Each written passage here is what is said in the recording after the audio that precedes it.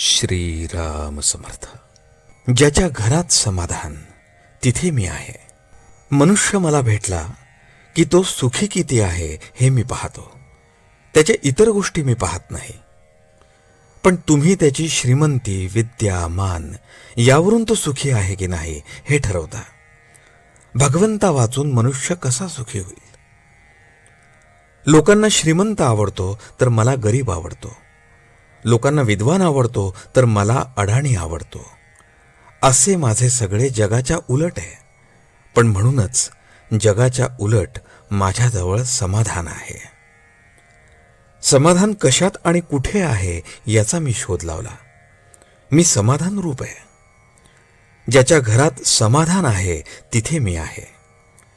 जो माझा आहे पण समाधानी नाही त्याच्याजवळ राहायला मला कष्ट होतात. मी अत्यंत समाधानी आहे.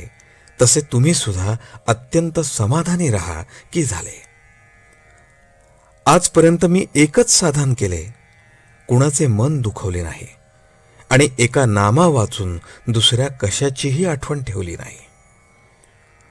माझ्याजवळ काय आहे ते सांगा. विद्या नाही, पैसा नाही किंवा कला नाही, पण सर्वांवर मी अत्यंत निष्कपट प्रेम करतो. त्यामुळे लोकांना मी हवासा वाटतो आणि त्यांना माझा आधार वाटतो. जगाचा स्वभाव मला पक्का माहीत आहे. म्हणून आजपर्यंत मला कोण काय म्हणतो हे मी पाहिले नाही. मी त्याला काय सांगायचे एवढेच मी पाहिले. माझे सांगणे ऐकल्यावर पुन्हा तुम्ही ऐकायला येता याची 3 कारणे असू शकतील. 1. मला चांगले सांगता आले नसेल. 2. तुम्हाला ते समजले नसेल. किंवा 3. सांगितलेले तुम्ही विसरला असाल. तुम्ही माझ्याशी अगदी स्वाभाविक रीतीने बोलावे. आपण आपल्या घरातल्या माणसांशी जसे बोलतो तसे अगदी आपलेपणाने माझ्याशी बोलावे. पण माझ्याशी कुणी कसाही आणि काहीही बोलला तरी मला जे सांगायचे तेच मी त्याला सांगत असतो. मी एखाद्याला सांगत असताना याने माझे ऐकले तर याचे कल्याण होईल असे आपोआपच माझ्या मनात येते. माझे जो ऐकेल त्याचे खास कल्याण होईल याची मला खात्री असते.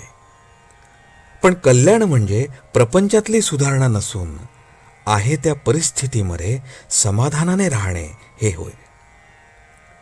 माझ्या माणसाच्या प्रपंचाला मी मदत करणार नाही असे नाही, पण त्याचा प्रपंच त्याच्या परमार्थाचा प्राण घेईल इतकी मदत मी करणार नाही. अशी केली नाही तर तो रडेल. त्याची माझ्यावरची श्रद्धा थोडी कमी होईल, पण तो जगेल हे मात्र निश्चित होय. आणि जगल्यावर तो आज ना उद्या नाम घेईल. रोगी मेल्यानंतर त्याला औषध देऊन काय उपयोग आहे? मी एकदा बीज पेरून ठेवतो, आज ना उद्या त्याचे झाड झाल्याशिवाय राहणार नाही.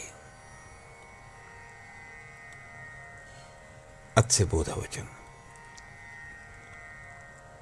आजपर्यंत मी नामाशिवाय दुसरे काही सांगितलेच नाही.